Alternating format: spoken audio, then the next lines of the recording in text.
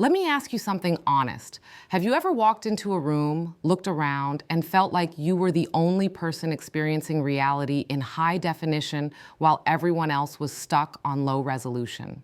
If that hit you in the chest, don't worry. You're not broken. You're an INFJ who spent their entire life wondering why your mind feels like it came with an instruction manual no one else received. I am Lisa Nahr, author of Inside the Mind of an INFJ, and today we're diving into the psychology of INFJs who feel different, not in a dramatic alien from another planet way, but in that quiet, painful, why does everyone else seem to get life so easily kind of way.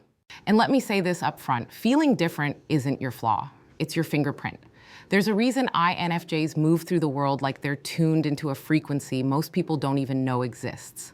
And we're going to decode that emotionally, psychologically, and with a sprinkle of humor so you don't implode by minute 3.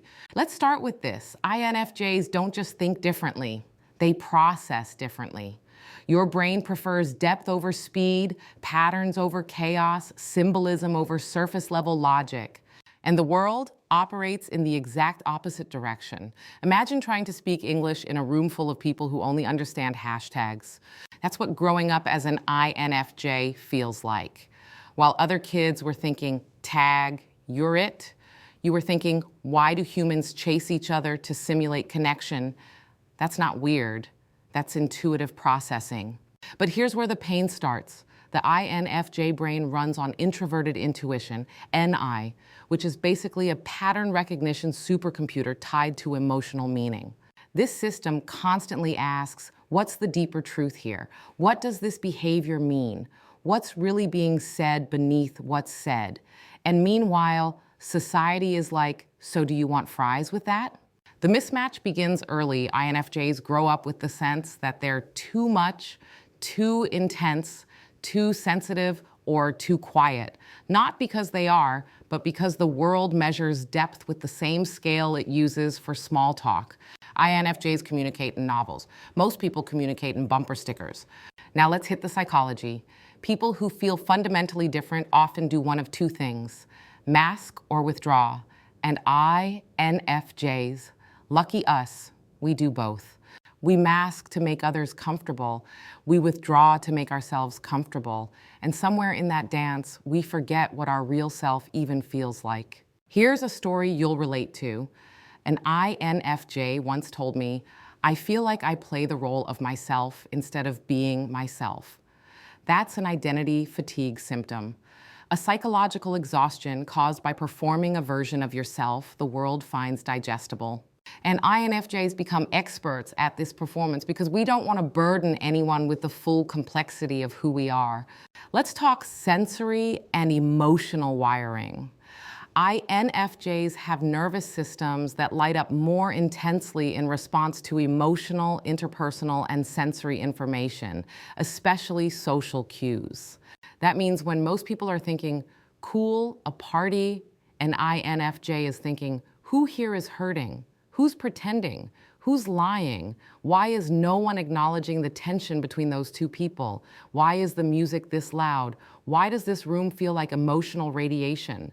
This isn't dramatic. It's neurobiological sensitivity combined with environmental overwhelm.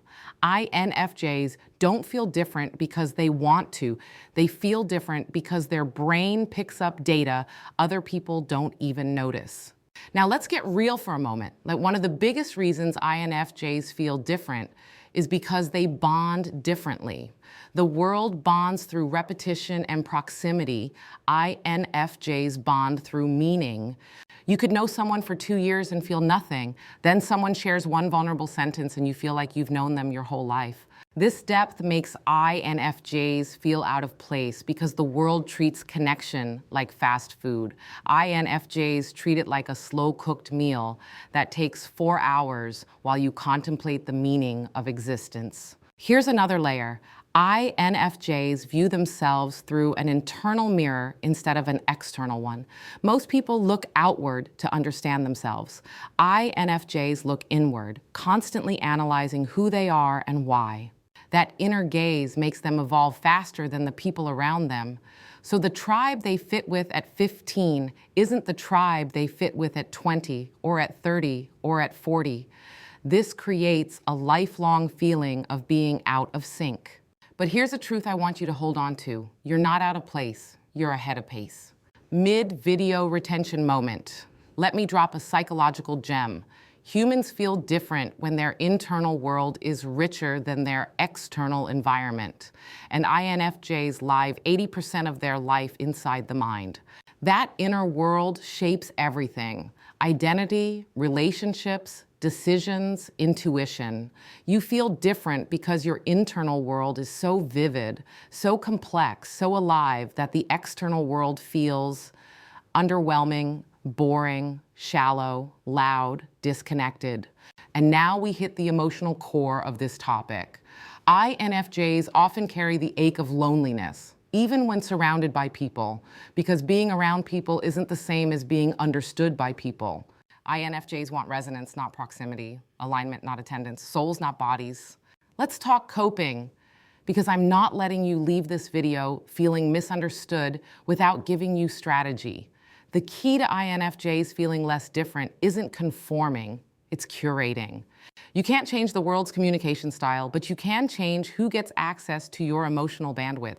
Find people who communicate in meaning, not noise. People who value depth, not drama. People who ask real questions. People who listen with their eyes and not just their ears. And here's the reframe I want you to carry. You don't feel different because something's wrong with you.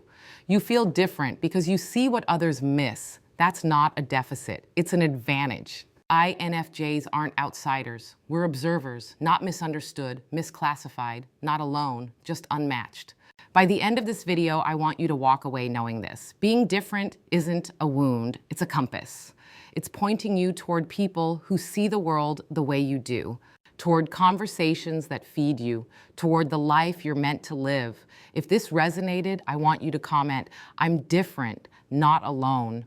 And if you want to understand your mind in a way you've never understood it before, my book, Inside the Mind of an INFJ, is available on Amazon now. It goes deeper into the psychology, the brain systems, the emotional wiring, and the hidden strengths you don't even realize you have. Make sure you subscribe, because next, we're diving into one of the most misunderstood experiences of the INFJ mind: emotional exhaustion and what it really means for your brain. And remember, you're not different in a way that disconnects you. You're different in a way that reveals you.